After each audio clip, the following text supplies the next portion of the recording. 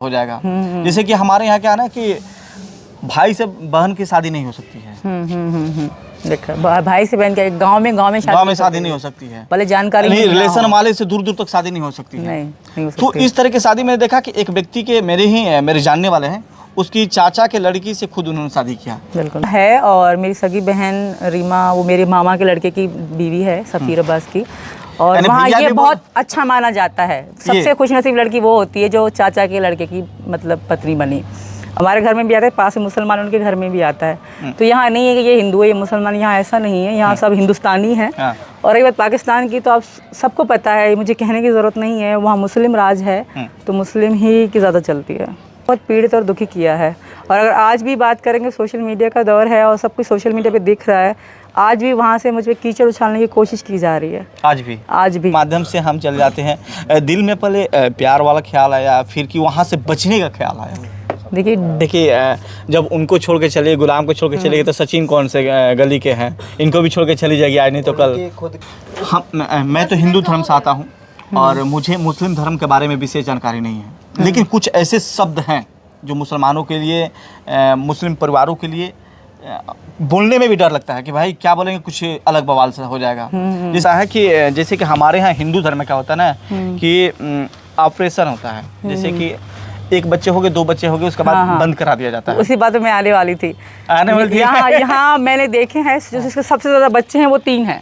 सबसे ज़्यादा और जो है जिसके बच्चे 3 हैं। और वहाँ पे इस्लाम धर्म में सबसे ज़्यादा जिसके बच्चे हैं वो 11 या 12 है। गजब कहानी आपने सुना होगा। वैसा ही कहानी भारत में 2 साल से लगातार चर्चा का विषय बना है और केंद्र है। हमारे साथ वही चेहरे हैं जो लगातार हजारों हजार लाखों लाख लोगों के दिल पर राज कर रहे हैं।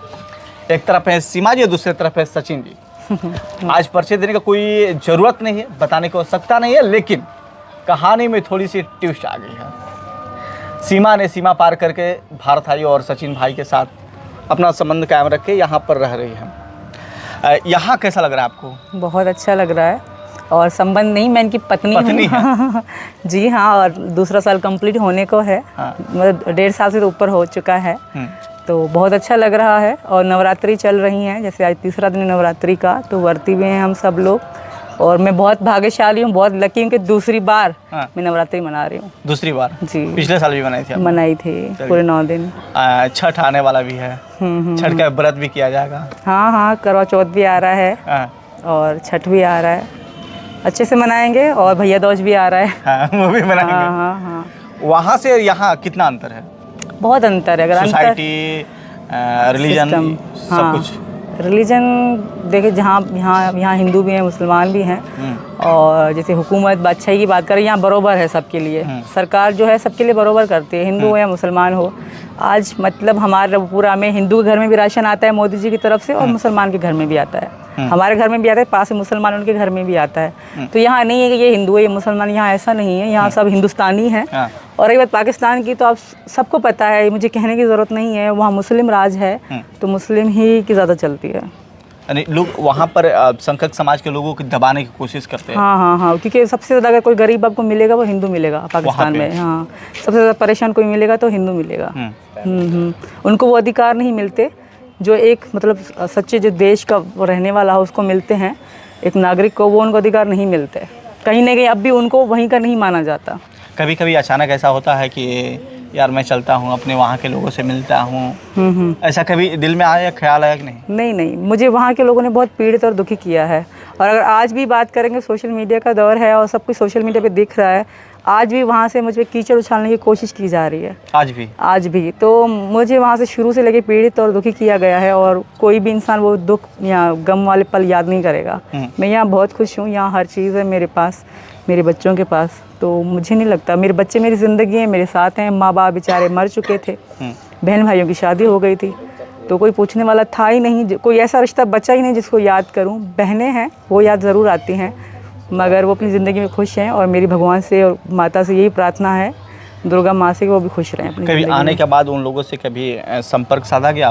कभी नहीं, बातचीत कभी हुई? कभी ना हुई है, ना लाइफ में नहीं, ना कभी हुई है, ना कभी करूँगी भी सही। ना वो सोशल मीडिया में कभी आए हैं, ना भविष्य में कभी आएंगे भी सही। वहाँ औरतों को आप किसी का भी चैनल वहाँ पाकिस्तानी का सर्च करोगे तो वहाँ औरतों ज़्यादा औरतें नहीं होती सोशल मीडिया पे।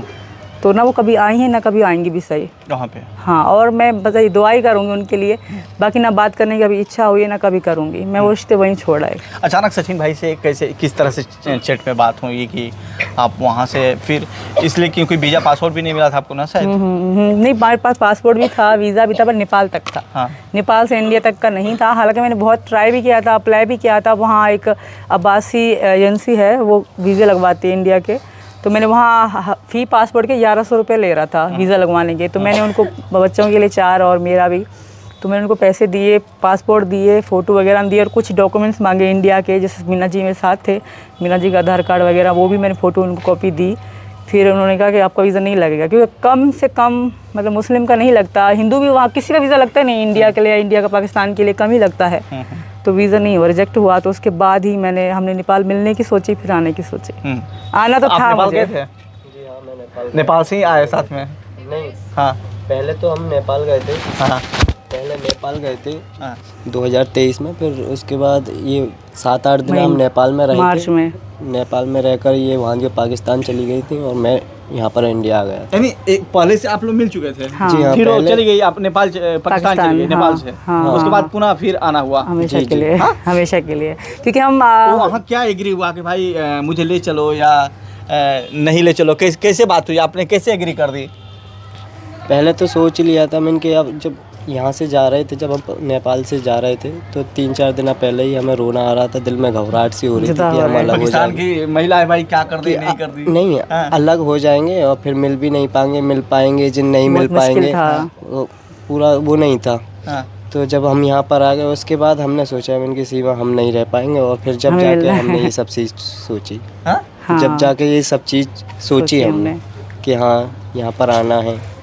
जब आने की थोड़े फिर इसने इंडिया के लिए वीज़ा भी लगवाने की खूब कोशिश करी थी, पैसे भी दिए थे, पर वहाँ का वीज़ा नहीं लगा था, इस वजह से फिर रास्ता अपनाना पड़ा नेपाल का। नेपाल वाला? जी जी। यानी सुलभ रास्ता नेपाल से आसानी से आ सकते हैं इंडिया में? क्या?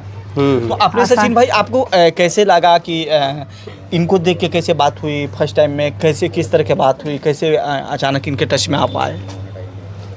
ये तो पहले शुरुआत में हमारी हुई थी पबजी पे बात। तो मैं दुकान पे काम करा करता था, तो मैं वहीं से रात को खेला करता था पबजी, तो रात में ही खेलते खेलते ये आ गई मेरे साथ पबजी में।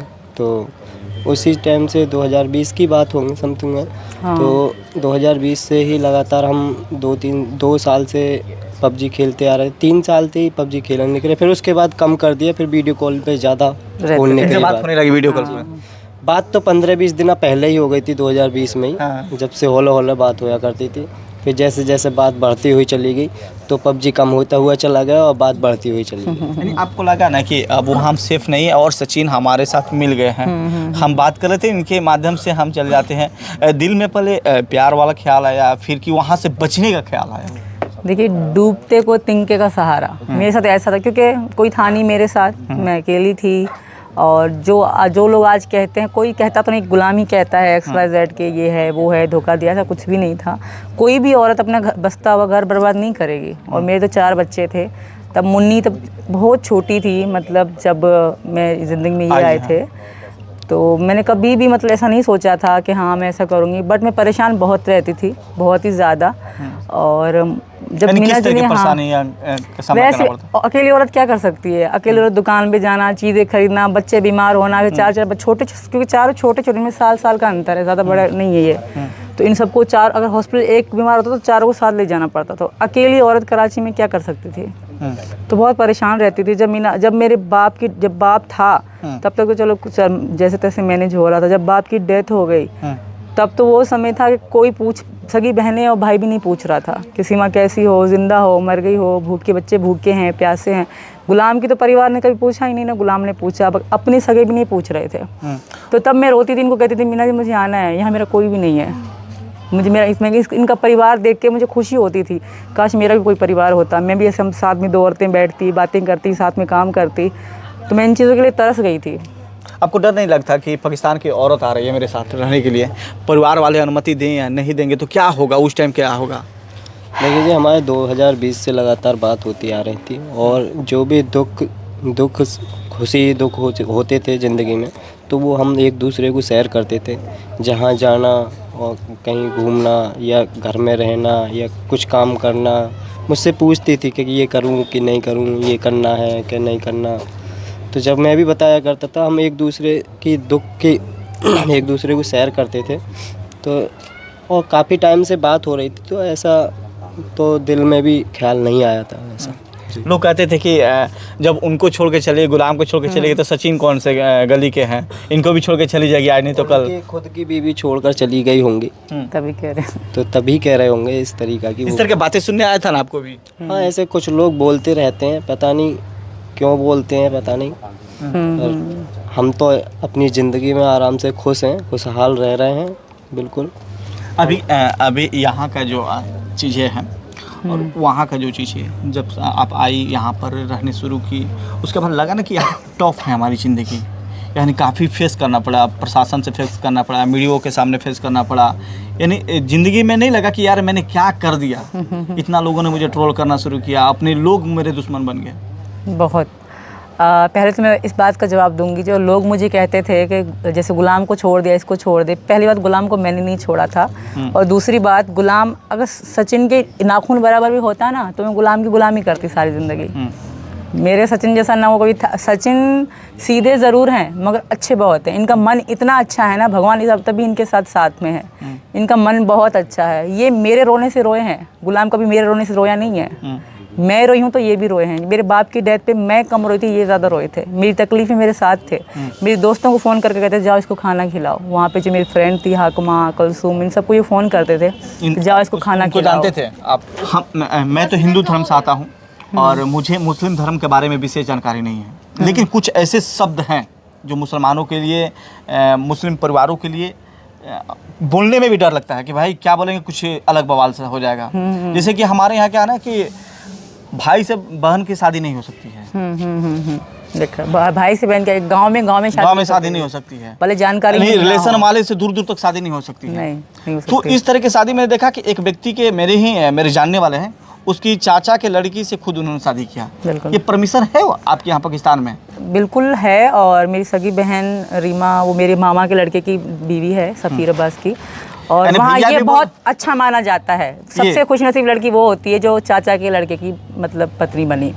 और ये सिस्टम मैंने यहाँ भी नोट किया। और देखिए, यहाँ मीना जी के गांव में, गांव की हैं और कास्ट भी हैं, मीना भी है, जो जानकारी में भी नहीं है बट हैं गांव की, बट बहन है। ये कहते हैं ये भी मेरी बहन है, ये भी मेरी बहन है, सब कहते हैं, सब बहन की नज़र से देखते हैं। तो ये हिंदुस्तान की और सनातन धर्म की खूबसूरती है। मैं तो यही कहूँगी, एक ही धर्म, मतलब धर्म तो छोड़ो, एक ही गांव में वो शादी नहीं कर सकते, दूर दूर गांव में शादी होती है। तो ये तो खूबसूरती है, ये तो ये हिंदुस्तान के। कभी आपको लगता नहीं कि ये सुनने में अजीब सा लग रहा है? अजीब भाई लगता है, मैं जिसको भैया बोलता हूँ उसको फिर सैया कैसे बोल दूंगा? और ऐसा बहुत सारे केस हुए हैं बचपन से, भैया भैया भैया, अचानक से करो शादी हो रही तुम्हारे इसके साथ। और फिर वहाँ की लड़की कुछ नहीं कर सकती, वहाँ की लड़की बिल्कुल भी कुछ नहीं कर सकती, क्योंकि वहाँ की औरतें बहुत बेबस, बहुत कमज़ोर हैं। और गैरत के नाम पे तो अगर कोई ज़्यादा मरा है तो लड़की वहाँ पे। हाँ, लड़का कुछ भी करे उसको आज़ादी है।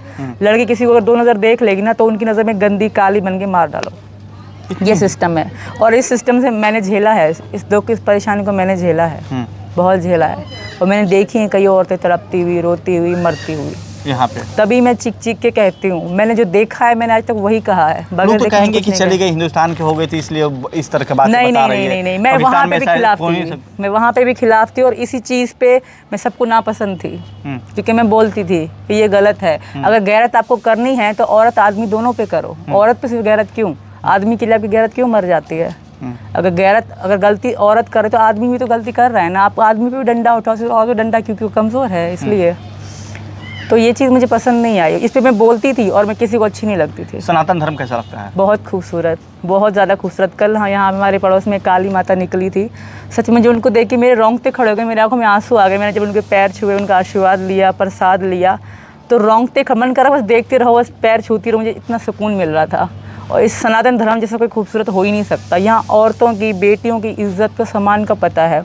अगर बेटी ब्याह भी जाती है तभी उस बेटी का ध्यान रखा जाता है। वहाँ बेटी ब्याह दी, बस कर्जा उतर गया, जैसे कंधे से बोझ हट गया। पूछते तक नहीं कि बेटी हमारी दुखी है, सुखी है, कैसी है। तो यहाँ ऐसा नहीं है, यहाँ सबकी आप देख सकते हैं हमारे देश के योगी मोदी जी कन्याओं के पैर छूते हैं। तो ऐसा देश है ये। तो तो इसकी मतलब हर चीज़ में खूबसूरती है। नेता कौन सा सनातन अच्छे धर्म है। लगते हैं इस देश के नेता, आपको कौन सा अच्छे लगते हैं? हमारे मोदी जी बेस्ट हैं, बट मैं योगी जी की बहुत बड़ी फैन हूँ। अब से नहीं, मैं पाकिस्तान से, इनको मैं दिखाती थी, इनको मैंने शॉर्ट रील दिखाती थी, मैंने कहा यार ये तुम्हारे, मुझे पता नहीं था कि यूपी के ही हैं। क्योंकि तुम्हारे यहाँ की जो योगी जी के पैर छूना बच्चियों के, और एकदम से सीना तान के चलना और एकदम ठाड़ के बोलना। मुसलमानों के खिलाफ जम के बोलते हैं योगी जी। कौन बोलता है ये? योगी जी बोलते हैं? नहीं, वो सच्चाई की बात करते हैं। अगर देखिए आप मुसलमान को कहोगे ना तो वो कहेगा मैं मंदिर क्यों जाऊँ, तो वो भी ऐसे कहते हैं, वो गलत। मुसलमानों का सबसे बड़ा दुश्मन योगी। नहीं, यहाँ मुसलमान नहीं है, यहाँ सब मुसलमान योगी की जय जयकार करते हैं, योगी जी सच में करते हैं। और यहाँ योगी जी को मुसलमान इतना मानते हैं। हमारे यहाँ बहुत सारे लोग हैं जो हमेशा योगी जी जिंदाबाद ही कहते हैं। कुछ लोगों ने अफवाह उड़ा रखी है कि योगी जी बस हिंदुओं के हैं, मुसलमानों के नहीं है। ऐसा बिल्कुल भी नहीं, वो योगी जी सबके हैं। अगर हिंदू की बेटी आज सुरक्षित है तो मुसलमान की भी है। कैसे कैसे सिस्टम बने हैं, सिर्फ ऐसा नहीं कि हिंदू की बेटी सुरक्षित है, मुसलमान की नहीं, दोनों की है। अगर हिंदू गलत करता है फिर उसको भी सज़ा मिलती है, मुसलमान गलत करता है उसको भी सज़ा मिलती है। पर लोग पता नहीं क्यों अफवाह उड़ाए हैं कि बस मुसलमान नहीं, योगी जी सबके लिए ठीक है, गलत के लिए गलत है। भले पाँच मुझे अंतर बताइए, मुस्लिम धर्म का और 5 हिंदू धर्म का, कौन सा आपको बेस्ट लगा? 5 ऐसी चीज़ बताइए जो हिंदू धर्म में नहीं है। हाँ। और 5 आपने तो सीख गया, क्योंकि सचिन भाई ने सिखाया होगा कि हिंदू धर्म में ये चीज़ होता है। मम्मी ने सिखाया। हाँ, मम्मी ने सिखाया भी है। तो 5 चीज़ें बताओ आप मुस्लिम धर्म में जो हम भी नहीं जानते हैं। फ़र्क हो हाँ, हिंदू धर्म मुसलमान में। हाँ, सिस्टम जैसे लाइक किस टाइप का, जैसे मैंने एक तो त्योहारों की बात करेंगे, मैंने एक तो बताया आपको। हाँ, ये बताती हूँ। पहली खूबसूरती हिंदू धर्म में ये है कि यहाँ शादी एक ही होती है। ज्यादा से ज्यादा नहीं, करोड़ों लाखों में एक होती होगी। ऐसा नहीं है कि लाखों में एक ही होगा जिसकी एक शादी। मुसलमान में ऐसा है, लाखों में एक ही एक शादी होगी, बाकी 2-3 ऐसे होती है। ऐसा भी होता है कि जैसे कि हमारे यहाँ हिंदू धर्म में क्या होता है ना कि ऑपरेशन होता है, जैसे कि एक बच्चे हो गए, 2 बच्चे हो गए, उसके बाद बंद करा दिया जाता है। उसी बात में आने वाली थी। यहाँ मैंने देखे हैं जिसके सबसे ज्यादा बच्चे हैं वो 3 हैं। सबसे ज्यादा औरत जो है जिसके बच्चे हैं 3 है, और वहाँ पे इस्लाम धर्म में सबसे ज्यादा जिसके बच्चे हैं वो 11 या 12 है। मतलब 11-12 बच्चे, 11-12 से नीचे नहीं होते, ऊपर हो सकते हैं। तो ये चीज़ मेरे खुद 4 बच्चे हैं। अगर मेरी अब भी मैं हैदर से रिलेशन में होती, वो मुझे तलाक ना देते, शायद 4 और हो चुके होते। एग्जाम्पल दे रही हूँ भाई। तो ऐसा क्यों? औरत नहीं चाहती, वहाँ औरत की नहीं चलती। वहाँ ये कहते हैं कि अगर हम जैसे यहाँ पे सेफ्टी की जाती है, ऑपरेशन करा देते हैं कि बच्चा आगे ना हो, 2 बहुत है, तो अगर हमने ऐसे किया तो बच्चा घुटने से होगा, टांग से होगा। मतलब गुनाह, बहुत बुरा गुनाह माना जाता है कि जितने अल्लाह देगा हमें उतने कबूल हैं। तो ये चीज़ मैं इसके फेवर में नहीं हूँ। भाई औरत की भी ज़िंदगी है, औरत की भी हेल्थ है, औरत की भी सेहत है। कई औरतें वहाँ बच्चे पैदा करते करते मर गई, कई औरतें। अब मेरी मम्मी की डेथ हुई थी, हम 4 पैदा हो चुके थे, एक उनका पहले डेथ हो चुकी थी, और एक में प्रेग्नेंट थी 7वां महीना, बीमार हो गई, उंकी डेथ हो गई। बच्चे पैदा करते हलाला क्या होता है? हलाला बहुत बुरी चीज़ है, मैं तो यही कहूँगी। और कुछ लोग इस पर उंगली उठा रहे थे कि सीमा ऐसे क्यों कह रही है, बट मैं तो यही कहूँगी कि जिसमें औरत की ज़िंदगी बर्बाद हो, आपने तलाक दे दी, फिर अब दूसरी शादी करो, फिर मुझसे शादी करो, तो इसको कहते हैं हलाला। घूम कर आओ तो वो भी व्यक्ति स्वीकार कर सकता है। अगर आपको दोबारा जैसे डिवोर्स हो गई तो दोबारा आपको उसी के साथ रहना है, तो पहले किसी और के साथ शादी करनी पड़ेगी, उसके साथ रहना पड़ेगा, रिलेशन बनाना पड़ेगा, तब आप उसके लिए हिलाल हो जाओगे। तलाक मुसलमान में कबूल है? तलाक मुसलमान में कबूल है?